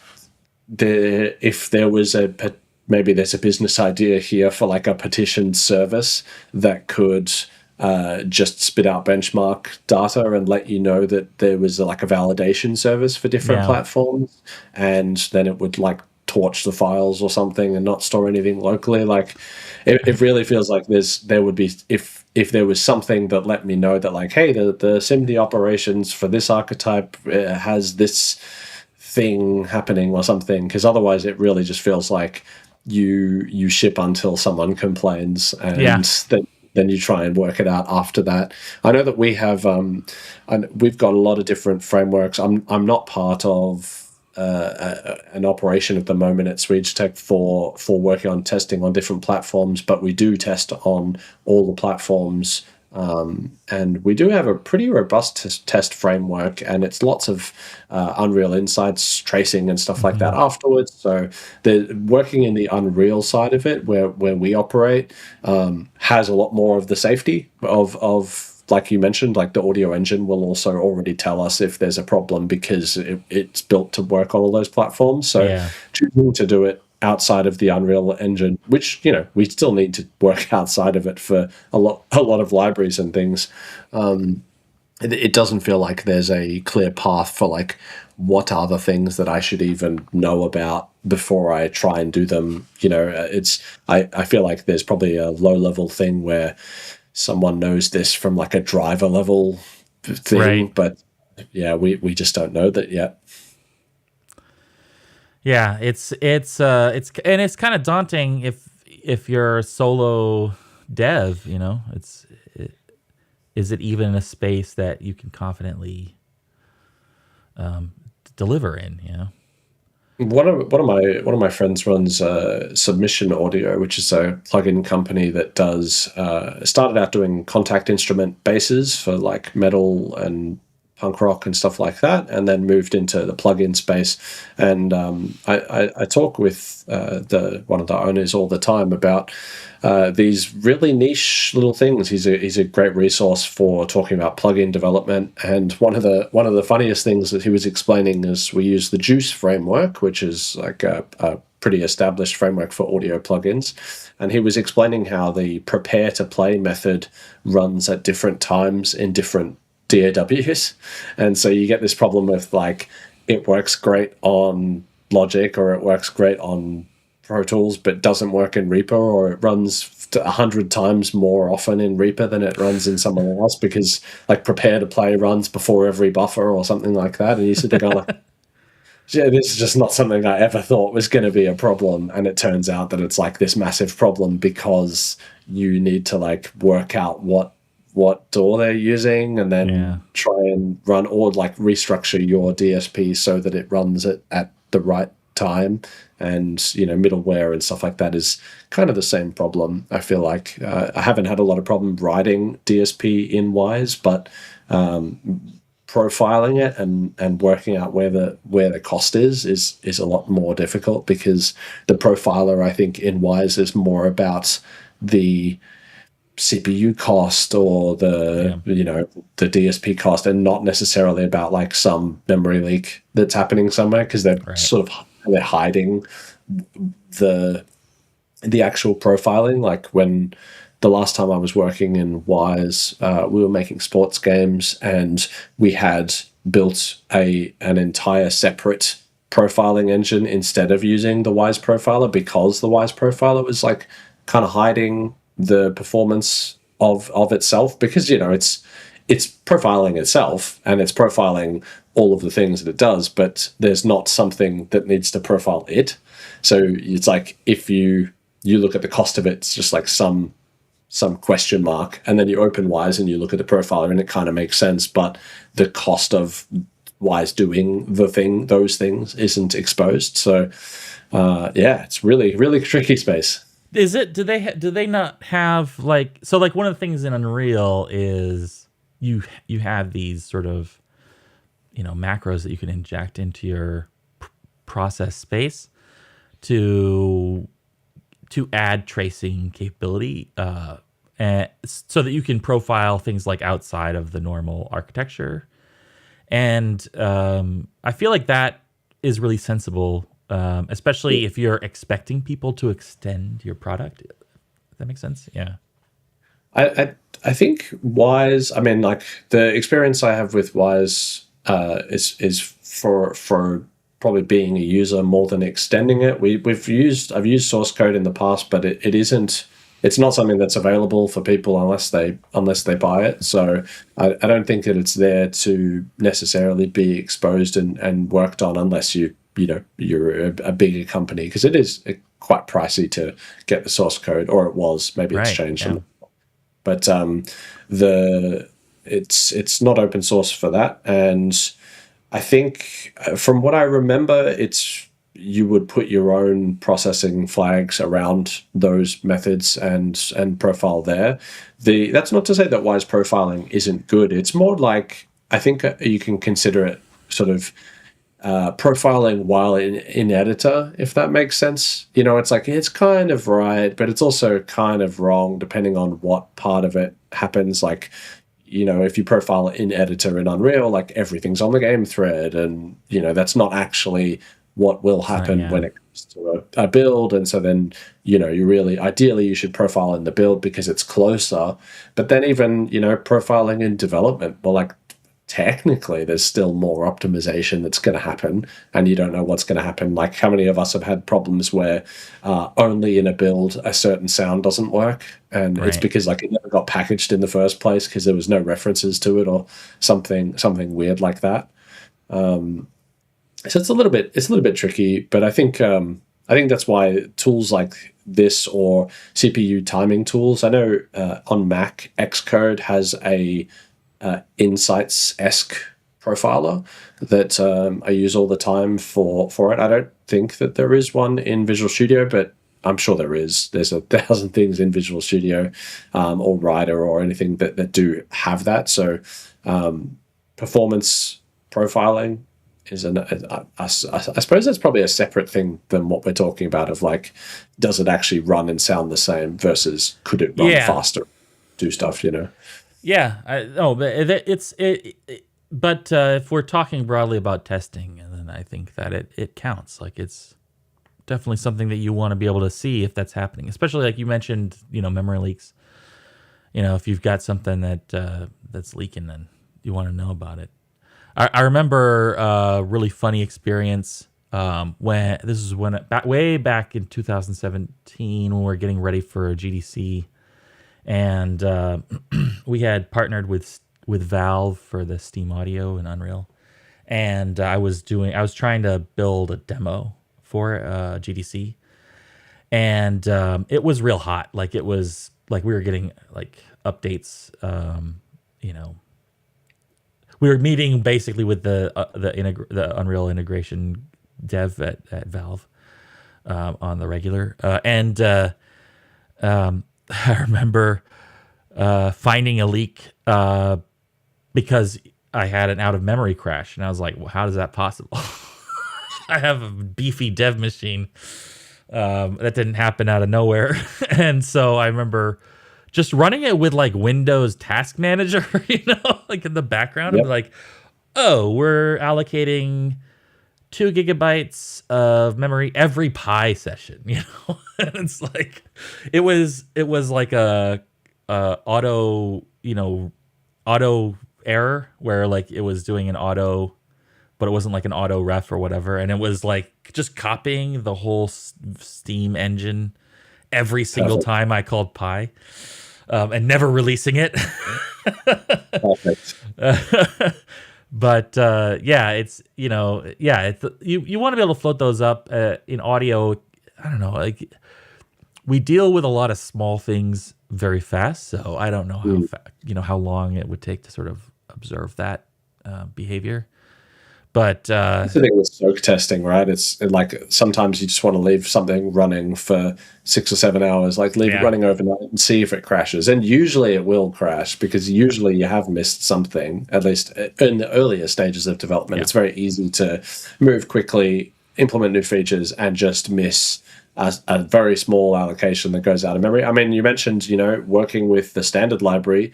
That's a very different premise than all of the safety that's built into Unreal. I think when people talk about learning C++ and then they mention that they're learning Unreal, like I know I learned C++ through Unreal. That's definitely how I learned it as well. I've used quite a few engines now, and I've tinkered with C++ in many different forms. Probably the EA STL is the bigger version of the standard library that I've used, which is something I would recommend for people that are trying to get into C++ for game dev. EA STL is kind of a lot better to use than the regular STL because it has it's what the STL would have been if it was restructured or reframed into a game dev point. So there's some of like vector library things, and just some really good elements written by really good engineers that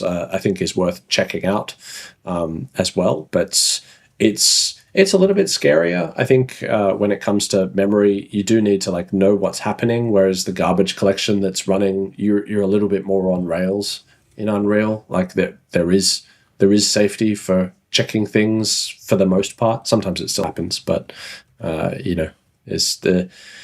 got to know your tooling, which is scary. I mean, I like the idea. That's I guess I guess you could think of Unreal that way. I mean, I feel like Unreal's flavor of C++ is solving more than just game-oriented problems. It's Yeah. like making up for a lack of managed code. You know, it predates C Sharp, right? Like it's just the whole .NET kind of idea, and so and its legacy, like it's running code from a really long time ago. So they're building there's like a history lesson somewhere in there. But I like the idea of like a game oriented code library. I don't know, there's something cool about that. I mean, it would be, yeah, it's one of the things that I think is also interesting when you step outside of the Unreal Engine C++ is that there's actually lots of advancements in C++ that haven't yet been absorbed. And even though Unreal is definitely starting to move quicker into newer code levels, there's still, even in working in Juice, there's still, C++ 17. C++ 17 is 10 years old, right? It's not new. So C++ 25 or something it's not out. But the whole thing is there's some new advancements, and C++ is in a very aggressive state of morphing into heavy meta templated language and having, I don't know, lots of flexibility, very, very powerful language, and there's lots of developments. It is an old language, but I would say it doesn't look very much like it used to back when it was first conceived. So these changes are worth being aware of, like whether you're using the EASTL, the Unreal version of C++, some other version of C++. I think the domain that you work in, like what level, what year it's based off, if it's C++ 11. I know. Wow.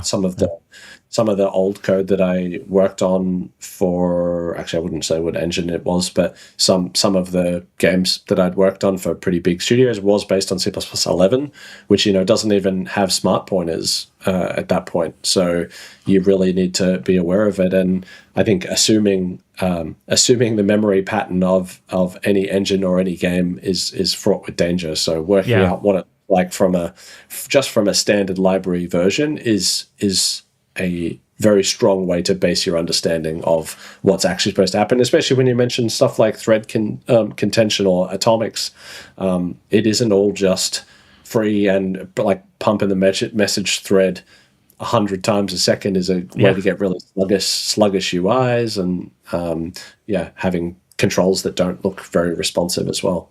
Yeah. Well, I feel like I hogged the whole time, man. That's all right. This is the second time that's happened, though. I feel like there was a time before, like I feel like just a month and a half ago that you were also on you had something to share, and we didn't get to you. So I feel bad about that. There's always more time. It was good to just walk through.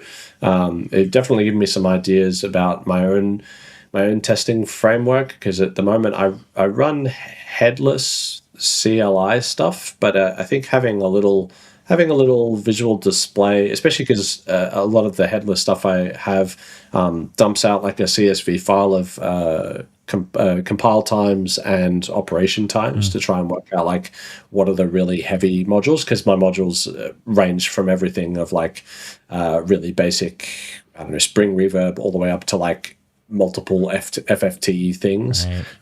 So most of my job at the moment is kind of run the profile, look at the most expensive ones and work out, should this module exist at all? Is it just too expensive to work? Because a big modular thing, it's like, I can't really have something that's very expensive because you might have 30 modules loaded, and I just, if that one's going to absorb the cost of 4 cool modules, I'd rather you have the 4 cool ones instead of the one expensive one. Or if it's really cool, then I want to keep it. But you've definitely given me some ideas for that as well. I feel like, I mean, reverb's always expensive, right? Like that's a great example of something that has value despite how ridiculously expensive it is. And you just have one. You Mm. have two, maybe. You don't Well, have like 60 of them. I mean, you yeah, that's can. And that's also, one of those things. Modular is a kind of rope generator, right? Like if people want more rope, like you just give it to them, and yeah. it's I think it was more like when I opened it on my MacBook Pro and it ran like terribly. I was like, yeah. oh, it sort of defeats the purpose. And I mean, look, it is like 10-year-old computer, so maybe that's being too strict. Min spec, Maybe- baby. Yeah, that's it. I mean, and I wouldn't say it's a bad computer. I would say like for audio, I don't think you should necessarily. It's weird in audio, right? We all have these like 128 gigabyte RAM machines with, these crazy i12, i9 processors, Skylake or something, and then we're just like running Reaper. It's like, Yeah, but but it's like, we're running like Reaper and also like $20,000 worth of samples. yeah, yeah. That's the thing that's so weird about it. It's like if you're into music production, you either have like a MacBook Air or you have like a $10,000 tower. That's the only way to do it. Is you either need like a 4090 with with everything in it, or a 5090, 5080, whatever the hell the new one is. Yeah. And like I said, I laughed when my laptop died the other day because I was like, oh man, I guess I got to buy a new Mac. And of course, because of the way the tech world's going now, it was like, oh, that's going to be $3,500 for a new MacBook. And I'm like, oh God, I just want to, I'm Yeah. literally just going to build. I mean, but I recently had to buy two 4 terabyte SSDs, and that was very painful. I did not want to do that. It's so my computer's always full, and the problem is everything you download is like 100 gig. Like I downloaded Pro Tools the other day, Yeah. and Pro Tools was 11 gig. What? I was talking That's crazy. to a friend, and I was like, "What is this?" And he goes, well, there's sort of 64 megabytes of audio engine, then I guess 10 gig of PNGs that they don't use." So I was like, oh man, because the Pro Tools has its own plugin format, and I haven't really done it yet. But I was like, oh, I better do some plugin versions of my plugins for the Pro Tools format, and so I thought I'll just test it on that. But of course, it's 10 gigabytes, which maybe that's what blew up my battery. Who knows? That's AAX, right? Like, is that the yeah? I remember when they changed from RTAS to AAX. Well, I feel like you need to do every format under the sun. At the moment, I'm shipping on VST and AU, but I think I will add AAX because Pro Tools is a pretty big sound design. It's used a fair bit, and then I think that pretty much has especially me in the US. In the Yeah. US, like studios are Pro Tools only, basically. Yeah. So I've got to get it working again. I used to have and use Pro Tools all the time. Used to teach it and everything. I still kind of miss it in some regards. I think Reaper is doing what I need it to do right now, and there's not a lot of need for Pro Tools. But occasionally I do get delivered sessions in Pro Tools and still need to crack it open. But I thought I'll just do I don't know why I felt like I needed to do the Mac build of it. Now that I think about it, I could just do those on my PC anyway. But who knows? I was really fast editing in Pro Tools. Like that was one thing that I really liked working in Pro Tools for. Almost the only thing I liked working in Pro Tools for was editing. And I remember I did a gig for it was Guilty Gear Exert Sign. I helped out with English loc cutting, and Cool. it was like a weekend project because I was working at the school during the week, and it was like, I don't know, it's 100 lines an hour like that. I'd cut for them. Like it was fast, man. And I didn't even have macros back then. I didn't have like fancy buttons. Nowadays it would be like ridiculous. But Yeah, that's cool. I was, for Reaper, I was able to import, put those, like, get the Pro Tools quick key shortcuts or whatever. Yeah. That's helped a lot. But Yeah, it's not quite my the Reaper same. is just set up for how I did it in Pro Tools, and I wrote whatever rescript stuff I needed so that I could do the rest of however I did it in Pro Tools. But Reaper's got some cool stuff. Recently, I did like a subtitles or a transcribe plugin in Reaper, and I was really impressed by how much it helped. How much it helped me a lot. But yeah, no, I mean, don't stress about the time thing. We can always share my thing another time. Awesome. Thanks for sharing. I think it was really, it's cool to see you venturing into this space. I think it's a very exciting way to look at transferring your skills into different things and looking into Wwise and other middleware as well as, not closing any doors feels like the right move. Yeah, I gotta transform. I can't be the Unreal guy all the time. Especially Unreal's changing, so there's that too. I will admit, I have started building a game to learn in Godot. Yes, I have also downloaded Godot. I haven't tried to do anything in it. I just sort of looked at its scene graph or whatever its version of it's like. Yeah, it's been interesting. Yeah, it started in about 30 seconds, and my game was running about 15 seconds later, and that was nice. So I was like, oh my God, what do I do with all this time that I used to spend waiting for the shaders to compile?